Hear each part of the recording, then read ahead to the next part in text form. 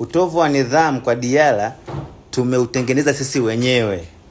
Umeelewa? Sisi Diarra tulimweka kwenye engo ambayo kwamba yeye ni mkubwa kushinda mchezaji mwingine yote kwenye klabu yetu. Unaelewa sijui mpaka hapo.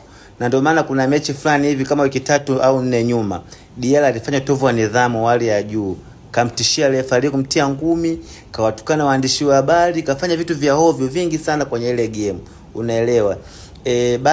Sio baadhi, niseme wana Yanga wengi wali support kile kitendo, ikafika stage hata baada ya bodi ya ligi kumfungia na kumtoza fine ya milioni 1 kama nitakuwa sijakosea, watu wakamchangia hela na kwanza kumwimbia Diarra apepewe kwamba anafanya vitu vizuri. So hakuna haja ya kumlaumu leo Diarra kwamba anatupanda kichwani, mara anajiamulia, mara hivi nini. Diarra hajiamulii, ndivyo tulivyomlea hivyo.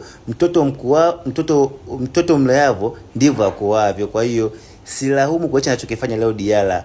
Alikuwa na haki ya kususia mechi kwa sababu ndio sisi tumemtengenezea kwenye mazingira. Wanangu naambieni ukweli, mpira inabidi wale wachezaji wote wawe level moja. Hakuna kuweka ukubwa tofauti, hakuna kuweka ile matabaka kwamba huyu mchezaji huyu awe star, mchezaji huyu awe kawaida. Hii ndiyo inakuja kutupelekea wachezaji wanakuwa wengine wana maamuzi ambayo wanataka wenyewe, wengine wanaogopa viongozi, wengine hawaogopi hivyo. Kwa hiyo Diarra mimi simlaumu, amefanya vizuri kwa sababu sisi ndio tulitengeneza mazingira kumfanya Diarra ni mfalme pale klabuni kwetu. Kwa hiyo Diarra mwanangu, hivyo usilegeze. Hata mechi nyingine kataa kabisa usicheze. Diarra wetu wamekufanya hivyo, wamekufanya star wa timu. Hivyo Diarra mwanangu, nimekukubali hivi, nakupa 5.